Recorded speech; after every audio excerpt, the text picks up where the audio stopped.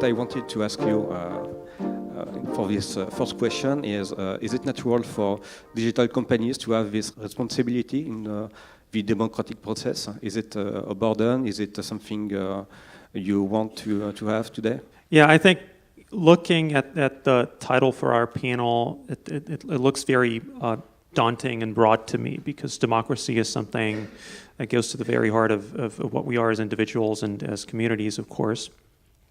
Usually I like to think of companies and the private side of things in fairly straightforward terms. I think, businesses are in a functioning democracy, in a functioning economy. They're just supposed to figure out what products, services they want to try to provide to consumers and businesses, try to do better than the competition, and if all goes well and it all abides by the rules established in democratic societies, that will be for the better good of society at large. Pretty much along the lines of what's good for General Motors is good for America, if you will, if I can summarize it that way, right? I think in this debate, we're looking at something different and much more that's being asked of companies that's not necessarily a natural fit, if you will, and that is, again, protecting democracies. This, to me, like you were saying, can include basically right now, and at least in the discussion as we see it currently, two sides. One is cybersecurity, if you will, in the pure technical sense, which is identifying cyber threats, malicious actors that are in and of themselves a threat to democracy, and are trying to use technology to diminish our societies. And this is a relatively easier task to tackle, even though there are huge technological and organizational challenges to do in that. I think we've seen, with the Paris call, like Mark was saying, a very good example of what level of collaboration such an effort needs to put in place, where you have clearly, states bringing forward the idea of international norms of behavior in cyberspace, and also companies putting forward their own participation in this international charter, and putting forward more, clearer commitments as to how they want to do their side. And then there's the other part of the debate, which to me is much more problematic, which is the debate about fake news, disinformation, misinformation, which is much more reflective of the complexity of social interaction, if you will, whereby someone's fake news is someone else's opinion, and they feel that they are simply entitled to have that opinion, irrespective of any evidence that you can come up with. There's also much more, I think, a stress in discussions, and whenever we talk about AI, notably on ethics, ethical conduct, ethical behavior, which is an interesting way of framing the role of business in society, because it goes back to the idea of putting a non-natural frame to something that should be relatively neutral. I mean, business should be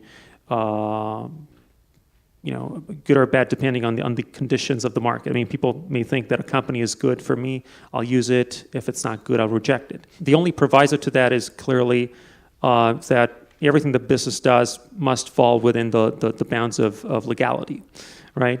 I like to think of the ethical questions much more as to what sort of consensus we can create in society, and that again must be reflective of discussions that we might have collectively that need to frame what businesses can realistically be asked to do to defend democracy. So a key point that I'd like to bring to the panel is that, to protect democracy, first we need to establish in our democracies what it is that we need to do to protect ourselves, probably. Okay, thank you.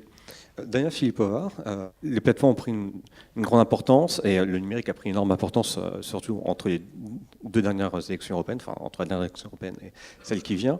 Est-ce que pour vous, les États ont vraiment pris la mesure de ce phénomène à temps, et est-ce qu'ils l'ont pris tout court? Je crois que pour le coup, tout le monde a vraiment pris la mesure du fait qu'aujourd'hui, l'expansion de la technologie, le développement des plateformes et le pouvoir en fait, qu'elles ont acquis est immense et qu'on n'est plus simplement dans une relation entre des entreprises privées et des États ou des communautés internationales et des communautés de développeurs. Nous sommes passés à une autre échelle, clairement. Cependant, je ne suis pas certaine que la prise de conscience du pouvoir réel de ces plateformes et de l'influence immense qu'ils peuvent exercer sur le cours de nos sociétés, de nos démocraties bien sûr, mais aussi même sur le développement des hommes, sur l'avenir de l'homme, soit toujours très claire. Alors, la communauté des chercheurs et des penseurs, elle est très, très au courant de ce qui est en train de se passer. Eux, ils voient très bien que ces plateformes-là disposent aujourd'hui d'un pouvoir quasi politique, qu'ils sont par certaines caractéristiques aussi puissantes que des États, voire plus puissants, puisqu'ils ont, malgré leur implantation physique très claire sur des territoires donnés, faut le rappeler, l'économie virtuelle n'est pas du tout virtuelle, elle est d'abord physique, elle répond... Elle vient d'État, elle est implantée dans une terre avec des câbles, tout ça qui passe par la terre, faut le rappeler. Elle est néanmoins aujourd'hui mondialisée, globalisée, et elle permet à ces acteurs-là d'avoir une prise, une influence qui dépasse largement les frontières, bien entendu. Donc cette prise de conscience qu'on est face à des... on pourrait dire quasi-État, puisque ces plateformes sont capables d'influencer évidemment le cours de la politique dans plusieurs États, et bien sûr en Union européenne, et bien sûr aux États-Unis, et bien sûr partout, et qu'on est par ailleurs, en plus, sur un deuxième niveau, dans un enjeu qui est celui de la souveraineté, et un enjeu proprement géopolitique. C'est-à-dire qu'aujourd'hui, ce n'est pas juste des plateformes versus l'Europe, c'est des plateformes européennes, des entreprises européennes, avec d'une part des entreprises chinoises d'autre part, des entreprises russes d'autre part, des entreprises américaines. Donc chacun de ces pays veut poursuivre une politique géostratégique qui s'appuie sur la puissance technologique. Et donc là, nous sommes non seulement dans une question, sur un champ technologique, nous sommes proprement dans un débat de nature géopolitique, un débat quasiment impérialiste. Récemment, par exemple, la Russie a déclaré son intention de se doter d'un réseau qui soit autonome par rapport au reste du monde.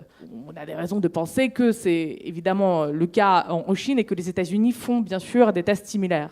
Je pense que ça pose bien en fait la perspective dans laquelle on est, celle d'un potentiel affrontement au niveau mondial où la technologie, comme elle l'a toujours fait, va jouer un rôle primordial. Et je pense que cette prise de conscience, non seulement qu'on est dans un combat humaniste, pacifique, mais que concrètement c'est un outil de puissance lui-même extrêmement puissant, dont on n'a pas encore mesuré toutes les conséquences, elle est encore à venir.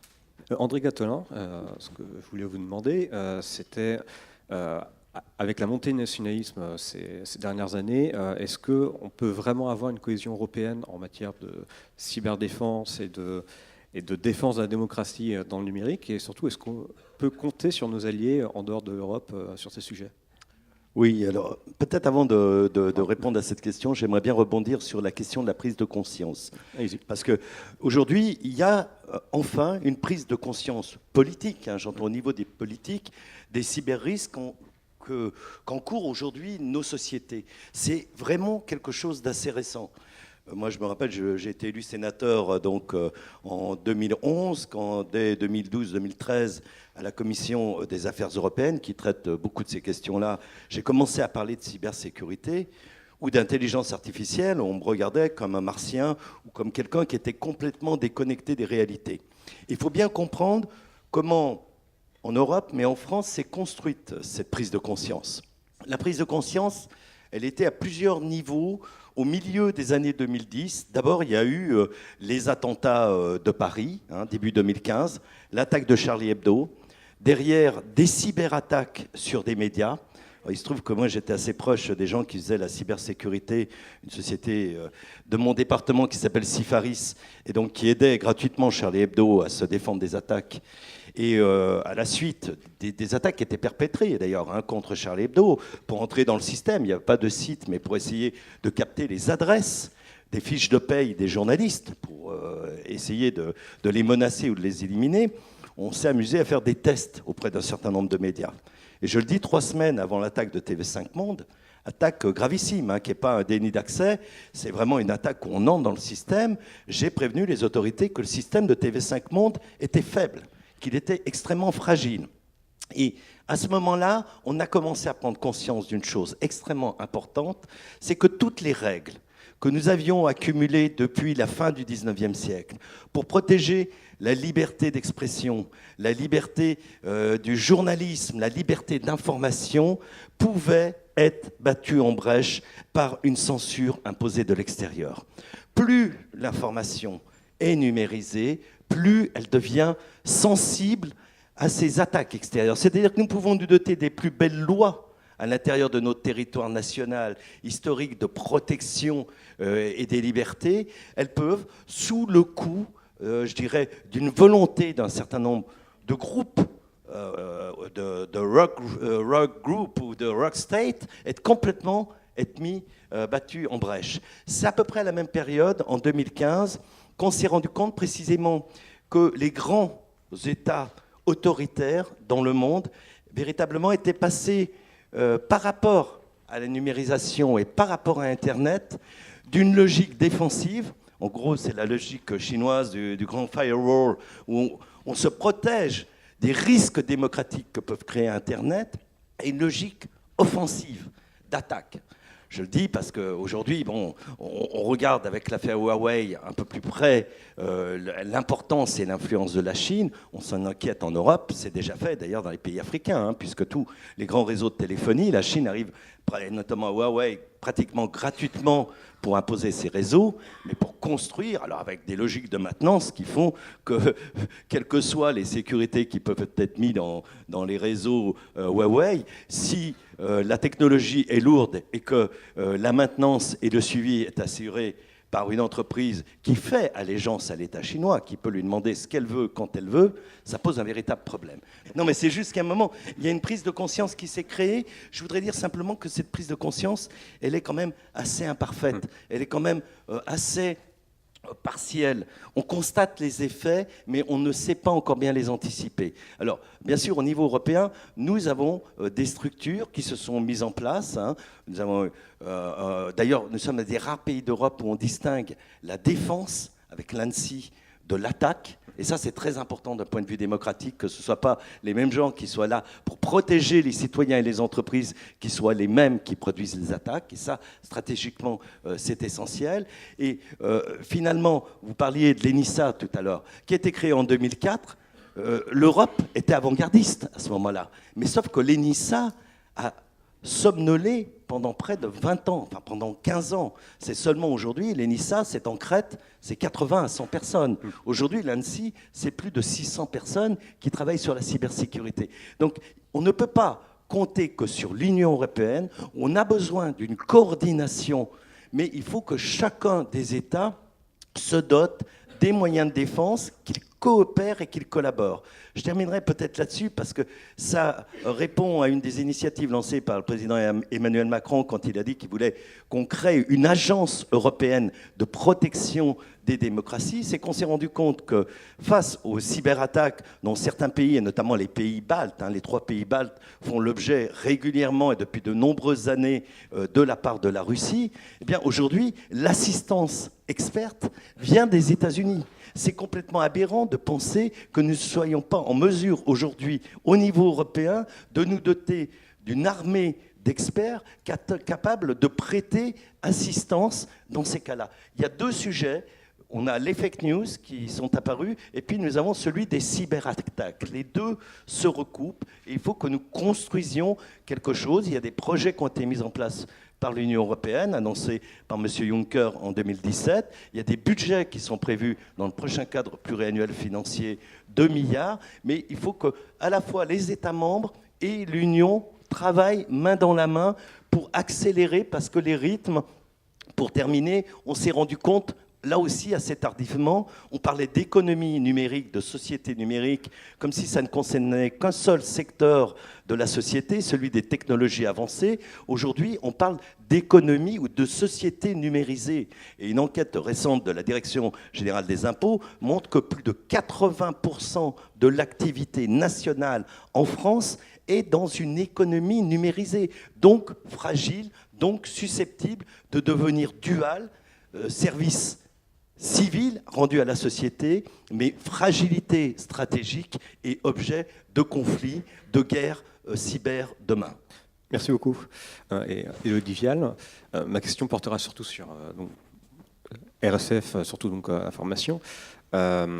Pour vous, quel est vraiment le grand défi que pose le numérique sur l'information, et surtout, est-ce que dans la grande bataille qui se profile dans la défense de la démocratie européenne et donc de la guerre de l'information que certains pays sont accusés de mener contre l'Europe et contre laquelle l'Union européenne dénonce, est-ce que les médias doivent de choisir un camp, selon vous? Alors, déjà sur cette question de guerre de l'information, je pense qu'il faut s'interdire justement d'entrer dans cette logique-là, de narratif et de contre-narratif, et de rentrer dans un clash de guerre de désinformation. L'un des enjeux aujourd'hui, là on parle de l'agenda numérique de l'Union européenne, c'est de remettre aussi la défense de la liberté de l'information au cœur de l'agenda de l'Union européenne, qui s'est construit quand même sur la défense d'un marché unique et qui quelque part a laissé de côté ces enjeux-là. Et nous, ce que nous proposons aujourd'hui à Reporters sans frontières, c'est une série de propositions que je vous invite à aller consulter sur notre site internet, et notamment la création et la mise en place d'un commissaire européen dédié à la liberté de la presse. Pourquoi ? Parce que aujourd'hui, ces questions-là ne sont pas finalement suffisamment au cœur des enjeux de l'Union européenne, alors même qu'on assassine des journalistes au sein même de l'Union européenne. Daphne Caruana Galizia, il y a 18 mois, sa voiture a explosé sous les yeux de son fils. Ça se passe au sein de l'Union européenne, à 2 pas de chez nous, à Malte. De même, le journaliste Jan Kuciak, qui a été assassiné d'une balle, sa fiancée d'une balle dans la tête également, c'est en Slovaquie, c'est au sein même de l'Union européenne. Là, on n'est pas en train de parler des régimes autoritaires auxquels on est un petit peu plus habitué à Reporters sans frontières. Ça se passe chez nous, dans des États démocratiques. Donc ça, c'est une réalité, une violence très physique. Nous, on se bat également contre ce que nous appelons à Reporters sans frontières les prisons invisibles et toutes ces guerres de... Alors, non, je ne vais pas employer cette expression, mais c'est cette désinformation. Alors, ces cyberattaques qui peuvent être sur des sites, hein, c'est-à-dire qu'on lance des attaques DDoS sur des sites internet de médias pour les censurer. Donc c'est ce qu'on se constate dans de nombreux pays. Également, c'est une manière en fait de faire taire tout simplement l'information indépendante, c'est de la censure.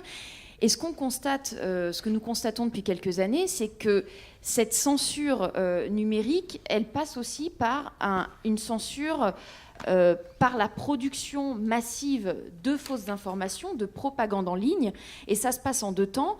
D'abord, on produit toute cette propagande. Donc on a des armées de trolls, et les journalistes d'investigation qui mènent des enquêtes là-dessus sont d'ailleurs particulièrement pris pour cible. C'est quelque chose qui est important à signaler.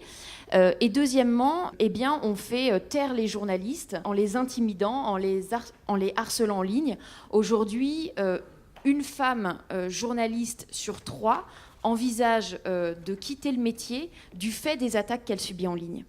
Donc on voit bien à quel point le numérique est en train de se retourner contre la liberté d'information. La liberté d'expression est en train d'être utilisée contre la liberté d'information. Donc on est très content, Reporters sans frontières, que les dirigeants européens enfin prennent la mesure, ce que disait Diana, du fait que ces plateformes, elles sont importantes et de véritables acteurs politiques. Le fait est que quand ils ils prennent cette mesure, du coup, la tentation est forte de dire bon, bah, on ferme le robinet, on ferme tout, un peu comme comme on le voit dans de nombreux régimes. Et ce qui nous inquiète particulièrement, c'est qu'aujourd'hui, ceux qui donnent le la des lois numériques en Europe, ce sont les Allemands avec leur Network Enforcement Act, qui a pour conséquence en fait de déléguer en quelque sorte aux plateformes, qui sont des acteurs privés américains, le pouvoir de décider de ce qui est vrai ou pas. Donc c'est Mark Zuckerberg qui va pouvoir dire ce qui est vrai ou non en 24 heures, hein, donc on a très peu de temps pour décider. Sinon on s'expose à des amendes absolument records. Donc qu'est-ce qui se passe ? Eh bien on censure à l'extrême le contenu et donc on provoque un peu l'inverse peut-être de ce qu'on veut faire. Donc ces législations aujourd'hui, elles sont contre-productives. Elles provoquent une censure. Les plateformes, pour éviter de payer des amendes records, et c'est ce que nous avons pu observer, nous, en Allemagne, et c'est ce que nous avons dit également aux Français et à d'autres qui cherchent à dupliquer cette loi ici, eh bien, ça peut aboutir à des cas de censure. Donc voilà, effectivement... nous, ce que nous voulons, c'est remettre la liberté de l'information avec la conscience, et c'est vrai que ce n'est pas évident, d'un juste équilibre entre défense de la liberté d'expression et lutte contre le contenu haineux et les guerres de désinformation. Merci beaucoup. Je reprends ma question de tout à l'heure pour la relancer sur la montée des nationalismes et la possibilité vraiment d'une stratégie européenne, une cohésion européenne sur la défense de la démocratie dans le numérique. Est-ce que pour vous, on peut vraiment arriver à un effort européen sur des sujets qui sont aussi nationaux? Well, I think we're at the beginning of a process, effectively. If you think in a situation before the Network and Information Security Directive just came into force, effectively, there was literally nothing you could say at European level to tackle cybersecurity issues. So we're really at the beginning of a process that I think will last for a while, and it goes to the core of hard questions for member states, and that is how much sovereignty do they want to share at European level to look at these issues collectively, and how much needs to stay within the confines of each own member state's expertise and jurisdiction.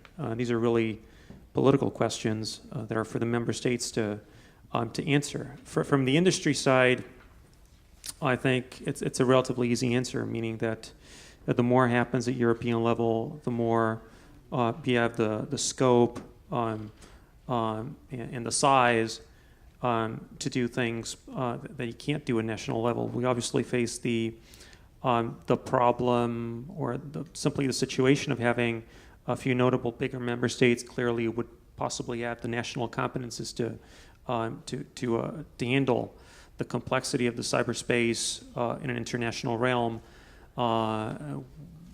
And opposite to that, you do have the smaller member states who would like to share more at European level. So you do face these two camps, if you will. I think we're at the beginning of a process of figuring out how, what the consensus can be between France, Germany, and everybody else, and what everybody wants to do together. So and I ask more coordination, more harmonized action, more good practice being created at a European level. We're at the beginning of ENISA getting a permanent mandate and becoming more able in the longer term to help member states, those member states that do need to be helped. We're at the beginning of more concerted action with industry to generate more technical organizational collaboration with industry through cybersecurity certification. Pretty much in a multi-stakeholder approach whereby member states will still have the ability to look at these issues, look at areas where certification needs to be developed, but this collaborative process with industry and other stakeholders from civil society for that matter. So I think we're at the beginning of that process. It's likely going to be a longer process, but it's one of those areas where Europe needs to see the benefit of this, the benefit of doing more at a harmonized level, a European level, I think. Okay. Merci beaucoup. J'avoue que j'ai un peu du mal à saisir votre question parce que le nationalisme n'est pas une idée antidémocratique. Je suis européiste et je ne suis pas nationaliste. Mais le fait qu'à l'intérieur des pays de l'Europe existent des courants nationalistes est quelque chose dont on doit faire avec. La question, c'est celle des ingérences extérieures à l'Europe. Mais chaque pays peut exprimer, même les pays les plus nationalistes comme la Pologne, sollicitent compris l'Union européenne, pour la défendre éventuellement de soi-disant ou réelles agressions ou intrusions de la part de la Russie. La question, c'est est-ce que effectivement ces formes de nationalisme peuvent accepter peut-être un soutien européen? La coopération est importante. Dès qu'on est dans un domaine qui relève des bases de la souveraineté nationale, on le voit sur la justice, on le voit sur la police. Nous avons 2 agences européennes, nous avons Eurojust et Europol.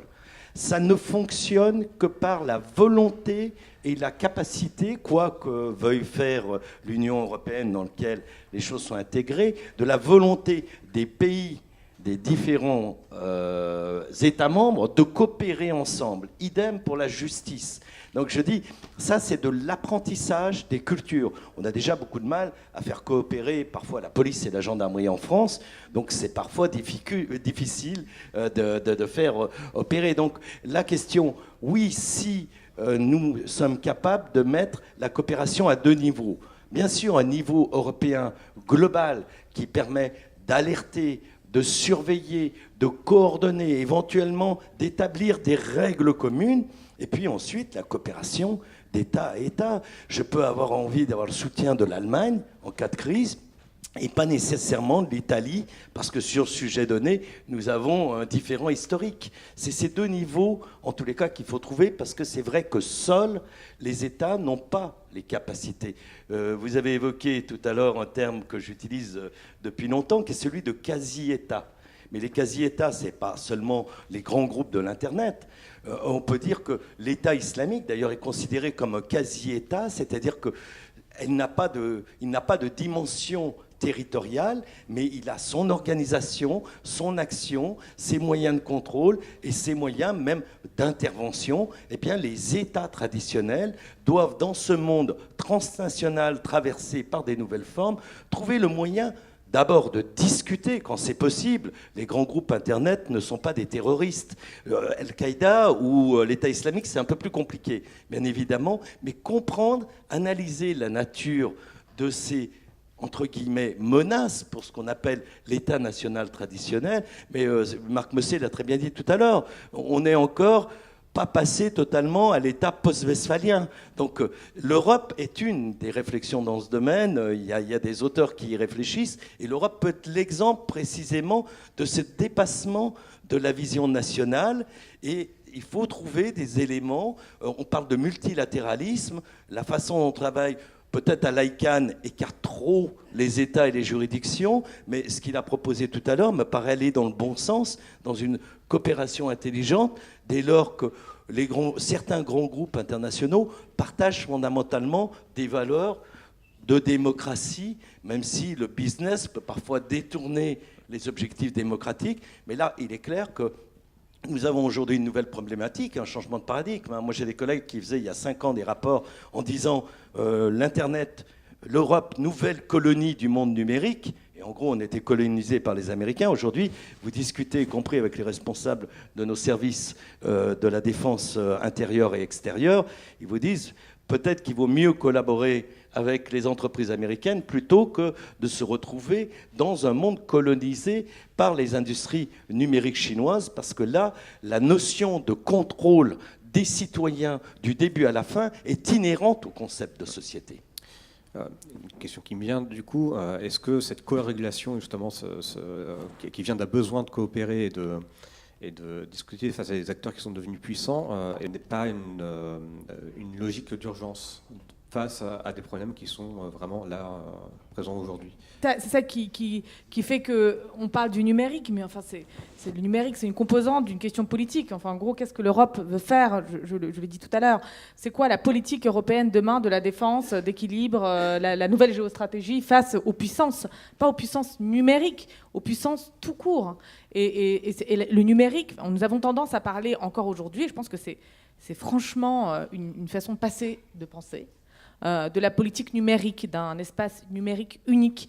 Mais ça n'a aucun sens, parce que plus les structures étatiques, industrielles, économiques et numériques se fondent, trouvent des synergies, plus on se retrouve en fait dans le monde tout court, pas seulement dans le monde numérique. Et presque, dans certains cas, c'est un prolongement, c'est une composante, un renforcement, un polarisateur, en quelque sorte, un polariseur, mais pas du tout une logique qui soit séparée. Donc je pense que la question, elle doit être prise vraiment par c'est quoi la politique européenne de demain, de puissance économique, c'est quoi la politique industrielle. Donc aujourd'hui, je pense qu'il y a aussi une question que peut-être je me permets de poser cette question-là, c'est qu'est-ce que le numérique fait aujourd'hui pour la démocratie ? Donc, clairement, il y a 20 ans, il y a 30 ans, il y a 40 ans, quand Internet existait, était encore un projet, on va dire, de laboratoire, il y avait derrière un espoir de renouvellement de la démocratie, de briser les frontières, de constituer des communautés transnationales avec des prises de décision, des politiques, une vision qui soit différente de la hiérarchie traditionnelle, qui soit différente de celle géopolitique, géostratégique de l'impérialisme. Aujourd'hui, et alors je cite une chercheuse qui s'appelle Jen Schradi, qui va publier un livre aux éditions Harvard, qui montre en fait qu'aujourd'hui sur Internet, les communautés les plus efficaces ne sont pas les communautés démocratiques, égalitaristes, etc. Les plus efficaces, et c'est aussi démontré par Dana Boyd, ce sont les radicaux, parce qu'ils investissent largement l'espace numérique aujourd'hui pour renforcer leur logique, mais qui c'est une logique implantée dans la politique nationale, dans la politique européenne. C'est-à-dire que ce sont des groupes extrémistes qui existent. Ils ne sont pas seulement en ligne. Et j'ai l'impression parfois qu'on a encore ce réflexe quasiment structurel que de réfléchir à la cyberguerre, aux fake news, à la radicalisation en ligne, en fait efface complètement le pendant politique, le danger, l'urgence qu'il y a à protéger en fait la démocratie, à se battre contre ça. Donc c'est vraiment mon point, c'est qu'il faut basculer notre vision, notre point d'ancrage du pur numérique au politique. So I think I concur, meaning that I think digital is always discussed, I find, as a proxy for larger discussions. And it is problematic in the sense that it tends to create, when we try to find solutions to bigger trends, only looking at a section of the issue, you tend to create issues or monsters potentially, because you're not really looking at the root problem, at the root cause of the problem. And I think a lot of some examples of digital scaremongering even, or legislation that we've seen or attempts fall trap to that temptation of only looking at a small fraction of a bigger problem that you're trying to solve. Elodie Vialle, j'ai fait une question par rapport au plan de RSF, à la proposition de RSF d'impliquer les intermédiaires financiers et techniques dans le tri de l'information et dans le regain de confiance dans l'information sur Internet. C'est un choix qui est présenté comme très pragmatique. C'est vraiment essentiel aujourd'hui d'intégrer ces intermédiaires, pour redonner la confiance dans les médias aujourd'hui sur Internet sans impliquer ces intermédiaires n'est pas possible. Oui, ce qu'on voit bien, l'enjeu ici, c'est on n'est pas seulement sur une question numérique, on est sur une question globale de quelle nouvelle garantie est-ce qu'on peut mettre en place pour protéger le nouvel espace public dans lequel on vit, qui est un espace public numérique et qui est aujourd'hui dessiné, qui est organisé par des architectes qui sont les plateformes comme Facebook notamment et Google.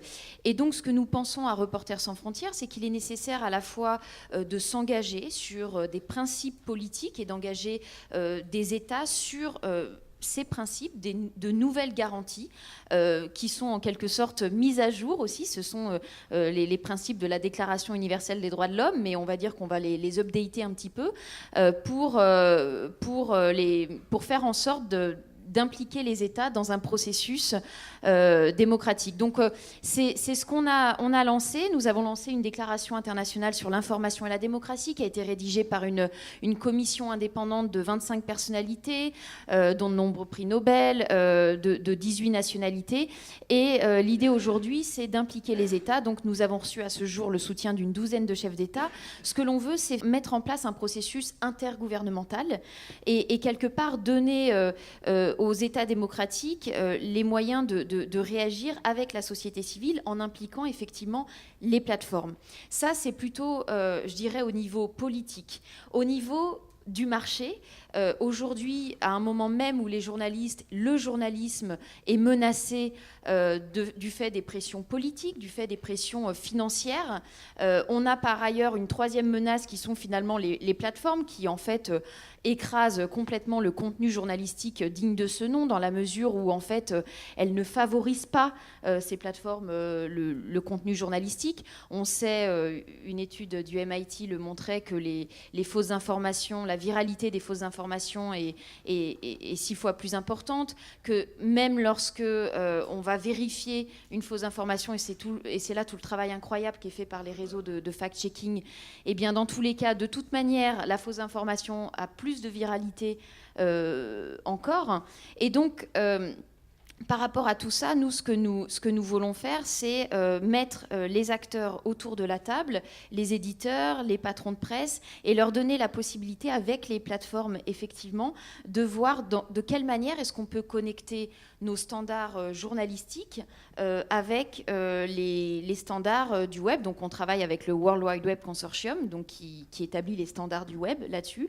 On travaille également avec Google, avec d'autres, effectivement, pour cette initiative, parce que en fait les plateformes, elles fonctionnent pour hiérarchiser l'information, elles lisent des signaux en quelque sorte, ou alors Google sélectionne des médias dans Google News, ou bien vous avez, je décernerai la palme de la plateforme la plus opaque à Apple, qui en fait sélectionne sur les smartphones des médias, et tout ça en fait est fait de manière absolument non démocratique, je dirais aujourd'hui, sans concertation avec les acteurs, et nous c'est ce que nous voulons faire.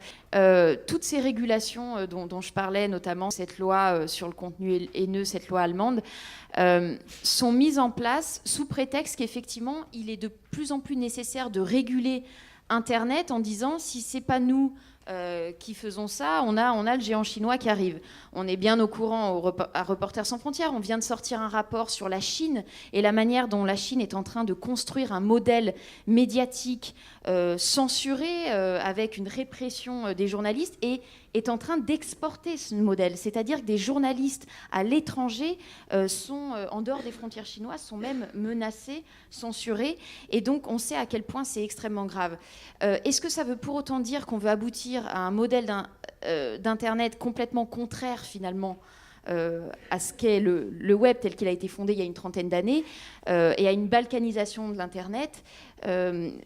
Je pense que c'est effectivement aussi un débat pour l'Europe, et c'est un débat aussi qu'on veut porter à travers nos initiatives. Ouais. Merci beaucoup. On va prendre les questions du public. Il est évidemment très facile de nous attaquer parce que nous sommes tous enfermés dans un système clos. Nous avons Internet et nous avons le dollar. On en a retiré un principe d'extraterritorialité lorsque deux pays se sont servis non seulement du service postal, mais d'Internet, ou quand ils ont fait leur contrat en dollars, ou bien ces deux systèmes doivent être élargis à un système mondial, mais il n'est pas possible. Il faudrait une monnaie indépendante de tout pays et un Internet, ou bien Internet soit élargi, mais de se trouver maintenant face à la Chine qui veut aussi de son côté faire la même chose. Nos banques BNP et Société Générale ont été sanctionnées par des milliards de dollars pour ce principe d'extraterritorialité. Donc, il faudrait donc une monnaie indépendante de tout pays et un système informatique aussi au-dessus de tous les pays, et pas créer encore de nouveaux pôles et plateformes à travers le monde. J'avais une question par rapport justement à la directive en question en Allemagne qui s'appelle NetzDG, je ne me rappelle plus du nom français. Le grand problème qu'on a, c'est que pour l'instant, on n'a pas encore eu vraiment d'évaluation, donc on ne sait pas exactement si ça a eu un effet de censure, peut-être que vous pouvez en dire plus. Le grand problème qu'on a, c'est qu'on n'a pas de solution meilleure pour l'instant. On ne sait pas comment faire, et je pense que c'est un gros problème aussi des hommes et des femmes politiques en Allemagne. Premièrement, il y a un manque d'éducation au numérique, donc ils ne savent pas faire. On l'a vu aussi en Amérique, c'est la même chose en Allemagne. Tous les partis ont des associations qui s'occupent du numérique. Elles ne sont pas très fortes au sein des partis, et souvent elles ont même la même position en Allemagne. Donc il y a vraiment une coalition, une grande coalition avec les Verts, les sociodémocrates, les conservateurs, les libéraux, qui défendent souvent la même position, mais ils ont vraiment des problèmes au sein du parti de défendre leur position, qui est une position d'expert dans le numérique. Donc ma question, ça serait un peu de demander quelles seraient les possibilités de trouver des solutions qui sont meilleures que ce qu'on a réussi à faire en Allemagne. Moi, je voudrais rajouter une question. J'ai regardé plusieurs études scientifiques récentes et académiques sur la question des fausses informations et de la polarisation. Les résultats scientifiques sont quand même très nuancés sur l'effet des histoires de polarisation, notamment sur Twitter. Et sur la question des fake news, c'est encore plus problématique, parce que les résultats académiques démontrent que ça ne convainc que les gens qui sont déjà convaincus, et que ça a des effets très limités, et que ça ne concerne qu'une partie de l'électorat, et que donc la question, pour rejoindre un peu ce que Diana Filippova expliquait, c'est est-ce qu'on n'utilise pas le numérique, et on ne l'instrumentalise pas, pour avoir derrière un agenda politique qui est complètement différent, et que finalement, quand on essaye d'observer de façon rigoureuse et scientifique ces questions, on a quand même souvent du mal à démontrer ce qu'on tient dans le discours public. Deux questions très courtes pour André Gattolin et Elodie Vialle. Alors, vous avez parlé de l'ANSSI qui est à 600 personnes actuellement, qui passera sans doute à 750 personnes. La solution nationale pour la sécurité européenne est une chose peut-être intéressante parce qu'il n'y a pas encore d'agence de sécurité ayant ces moyens-là au niveau européen. Mais faire reposer la sécurité européenne sur des nations, aussi brillantes soient-elles, est un peu fragile. On a évidemment M. Orban, M. Babis, etc.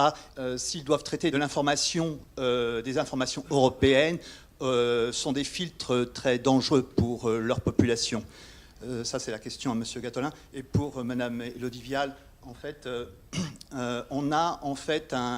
on est toujours renvoyé au même problème qui est soit le choix du modèle américain, soit le modèle chinois. Voilà. Alors évidemment, on préfère le modèle américain. Mais en fait, on a un souci, c'est que les journalistes, les médias en général, n'ont pas envie de se rassembler vraiment. Alors ils font des groupements, des fois pour dénoncer avec souvent de la réussite, hein, des problèmes de fiscalité mondiale, etc. Mais ils n'ont pas encore eu envie de faire ce conglomérat de médias qui serait sur mode par exemple d'abonnement et qui permettrait d'avoir des ressources financières et de contrebalancer le modèle américain qui est un gratuit et qui nuit gravement aux journalistes. Qui veut commencer Peut-être commencer à répondre sur la question de Nancy. Je ne suis pas pour les solutions nationales, je suis simplement réaliste en tant qu'Européen. Et je pense qu'on peut coopérer au niveau de quelques pays, parfois 27 ou 28, ça devient autobloquant. C'est ce qu'on voit avec l'ENISA. Quand il y a eu la volonté donc, de réformer le statut de l'ENISA, on a voulu lui donner des attributions dans un premier temps. Enfin, le paquet qui était proposé n'était ni fait ni à faire. Il a été renégocié dans un sens où l'ENISA a une fonction utile de coordination, d'alerte. Il a même un rôle diplomatique tout à fait essentiel, puisque vous l'avez vu dans le dernier sommet européen sur la question de la 5G et de Huawei, au lieu que les États aillent frontalement un par un devant la Chine, donc avec tous les intérêts commerciaux qu'il y a, personne n'aurait osé dire à la Chine c'est compliqué de ne pas le prendre, on renvoie l'expertise à l'ENISA. Et ça, heureusement, ça existe. Je pense, parce que tout à l'heure la question a été posée de la stratégie industrielle. Je crois que là aussi, si on veut un Internet, je ne vais pas dire souverain, mais qui soit protégé, il faut que toute la chaîne soit protégée. Le règlement général sur les données personnelles, c'est très bien, mais c'est le bout du chemin. Si nous n'avons pas des capacités de stockage propres de l'information et surtout de traitement propre, c'est-à-dire il y a quelque chose qui est passé inaperçu, mais quand on regarde dans le prochain cadre pluriannuel financier où il y a le plus d'argent, c'est dans les supercalculateurs, les hexaflops, les pétaflops, qui permettent d'avoir un traitement propre, y compris pour l'intelligence artificielle. Parce que quand vous travaillez avec des composantes, je vais vous dire, notamment de microprocesseurs, qui de plus en plus, les moins chers, sont chinois, vous avez des portes dérobées absolument partout à l'intérieur de ça. Donc c'est toute la chaîne, et nous avons des instruments. On s'est rendu compte, dans le traité, les gens critiquent beaucoup les institutions européennes, dans le traité de Lisbonne, il y a l'article 117-3 qui pose les exceptions aux politiques de lutte anticoncurrentielle. C'est-à-dire que nous pouvons aujourd'hui, à plusieurs pays, 3-4 pays, décider de faire des aides d'État sur des sujets stratégiques. Moi je me suis battu pour ça, depuis 2014, les textes ont été mis en vigueur. L'an passé, nous avons lancé le premier plan justement sur les microprocesseurs à 4 pays, Italie, France, Allemagne et Grande-Bretagne. Nous venons de lancer sur les batteries, les nouvelles batteries au lithium, le même processus. Et sur l'intelligence artificielle, avec Cédric Villani, on propose le même procédé. On sait qu'il y a besoin de beaucoup d'argent. On s'est privé, avec les politiques de la concurrence un peu trop rigoristes qu'on avait au niveau de l'Union européenne, de la capacité des États à mettre de l'argent, parce que ce n'est pas immédiatement rentable. Les entreprises, les business angels ou les capitaux, même aux États-Unis, ne viennent pas gratuitement. Ils ont investi dans Google quand un certain nombre de capitaux risqueurs liés directement à la DARPA ou d'autres ont pris 5%. Il ne faut pas croire qu'on est dans le monde merveilleux du génie qui crée quelque chose et tous les investisseurs viennent prendre des risques derrière. Donc là aussi, si nous voulons qu'au niveau européen, nous ayons des capacités à nous protéger, il faut avancer. Et si on ne peut pas avancer à 27, eh ben on avance à 3 ou 4. Et puis, comme pour Airbus, la dynamique suivra ensuite. Merci. Oui, alors, pour répondre très rapidement en 3 points, d'abord sur la Network Enforcement Act, NetzDG allemande. Effectivement, aujourd'hui, ce qu'on constate quand même, parce que c'est une situation qu'on suit et qu'on documente à travers notre bureau en Allemagne de Reporters sans frontières, c'est quand même que cette loi conduit à un blocage des contenus. Et pour échapper aux amendes, les plateformes en fait utilisent les standards de la communauté. Donc on arrive à un moment où les standards de la communauté finalement prennent le pas sur la loi, prennent le pas sur le droit international en toute opacité. Et donc ce sont effectivement, pour ça on utilise les algorithmes, l'intelligence artificielle pour aller filtrer en amont le contenu qui pourrait être jugé litigieux. C'est effectivement une situation qu'on est en train de documenter parce qu'on voit qu'il y a plein de zones grises en fait entre le contenu qui est répréhensible par la loi et puis le contenu répréhensible par les standards de la communauté. Et voilà, là, on a tout un contenu qui est finalement censuré par les plateformes qui veulent évidemment éviter les amendes records qui ont été fixées par les législateurs. Donc je pense qu'effectivement, avant d'appliquer des lois similaires dans le monde, il y a beaucoup de délégations étrangères qui viennent consulter ce qui se fait en Allemagne, et notamment la France, il faut quand même réfléchir aux conséquences, parce que quand il n'y a pas de meilleur système, eh bien c'est la liberté d'information qui devient le dommage collatéral des décisions politiques. Deuxièmement, sur les fake news et l'impact réel des fake news, c'est vrai que la plupart, d'ailleurs je ne veux pas employer cette expression, donc l'impact des fausses informations, parce qu'aujourd'hui c'est une expression qui est beaucoup utilisée par les prédateurs de la liberté de la presse pour justifier justement l'incarcération, la répression des journalistes. Donc l'impact des fausses informations, même si les gens qui les partagent savent qu'elles sont fausses, in fine, on arrive à une situation où il y a une sorte de chaos informationnel, et c'est bien là l'objectif de ceux qui produisent et diffusent ces informations. L'objectif n'est pas nécessairement qu'on les croie, mais d'arriver à l'état dans lequel on est aujourd'hui, où finalement, il est de plus en plus difficile d'établir la fiabilité d'une source. Et c'est bien là-dessus que nous essayons de travailler à Reporters sans frontières, et j'en viens à mon troisième point pour répondre à votre question sur est-ce qu'il ne serait pas temps que les journalistes se mettent tous ensemble autour de la table. Eh bien si, nous pensons que l'autorégulation, qui est un mot qui fait peur parfois, est le meilleur moyen pour les médias, pour la presse, justement d'échapper aux tentations liberticides. Et ce que nous cherchons à faire, et ce que nous faisons actuellement, c'est la Journalism Trust Initiative. Voilà, je redonne... merci beaucoup, je fais ma pub. Et donc, c'est vraiment, nous avons... voilà, je vous disais, plus d'une centaine d'acteurs. Il y a beaucoup de médias, il y a la BBC, il y a Radio-Canada, il y a le CSA, il y a le régulateur italien également, des agences de presse. Et l'idée, c'est vraiment de dire, on va dire tous ensemble que ça, ce sont les critères et les valeurs et les critères éthiques que nous, les médias, les journalistes, nous voulons défendre, et pour ensuite aller les imposer dans les lieux où se décide justement la gouvernance mondiale de l'Internet, et aller proposer ça aussi aux États. Je vous donne juste un exemple de l'application aussi que cette initiative peut avoir. Là, on est en train de discuter avec le Canada, par exemple, de la manière dont le système d'aide à la presse locale pourrait être alloué sur la base, en fait, de ces indicateurs.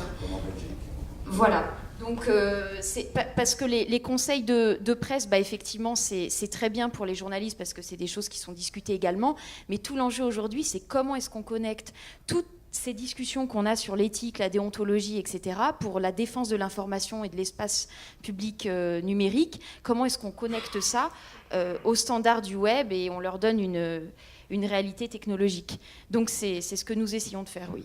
Et donc je soutiens complètement, mais quand on regarde les standards que vous proposez, finalement, ce sont les standards qu'on a créés dans OSNJ ou dans les chartes de journalisme, dans l'immédiate première guerre. Ça veut dire qu'on a une dégradation ces 10, 15 dernières années de la pratique journalistique, l'absence de double vérification, de temporisation, de contrôle des sources et d'expression des sources, qui est quand même dramatique.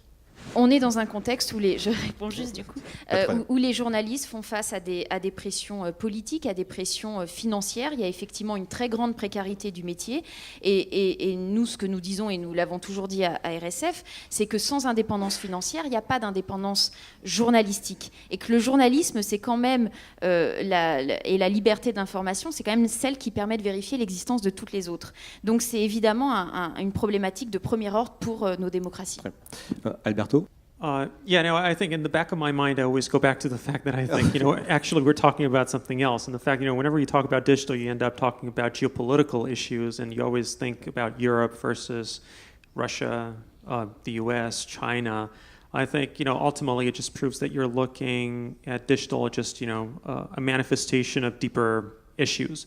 And I think, something that we fail to do in Europe is do less of comparative politics when we talk about these issues and more of self-reflection as to, do we have the right rules in place to let European companies make money and grow in Europe and beyond Europe, which is a fundamental question that we don't like to pose ourselves. We like to think of this question more in reflective terms. We need to protect ourselves against someone else. And I think, a good example of dynamics, and it's quite funny actually, because I always think, deep, we're talking about Huawei now in China. I will not go into the specifics of Chinese law and what you think about it and what you think about the past. But ultimately, I think you have to think that, part of the big role that companies from other parts of the world right now play in Europe, particularly in the telecom space, is a direct result of how we do telecoms regulation in Europe, because telecoms regulation in Europe has been an effort to clearly increase competition, but to a large extent drive prices down, which has put a lot of pressure on operators to cut their operational costs, which means that if they'll find a solution that is cheaper that they can use, they will buy it. Okay, and it's no wonder that they go to certain providers. We should do more thinking about what happens in Europe rather than what happens elsewhere, and I think this will give us more answers as to where we want to go forward. Okay. Thank you.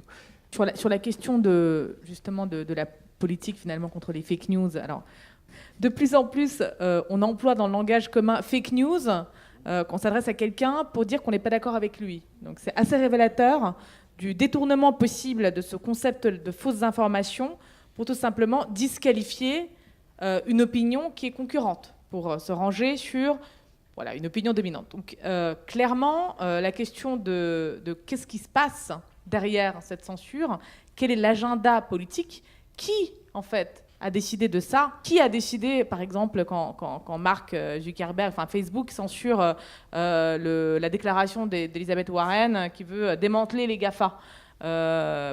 Évidemment, ça lui a donné, dans l'économie de l'attention, ça lui a donné beaucoup plus de popularité, de façon paradoxale. Mais néanmoins, il faut toujours s'en souvenir, l'agenda derrière, c'est pas un agenda technologique, c'est pas des algorithmes forcément qui vont donner la main à une opinion contre une autre. Il y a toujours eu un agenda politique derrière la technologie, et il est aujourd'hui plus fort que jamais.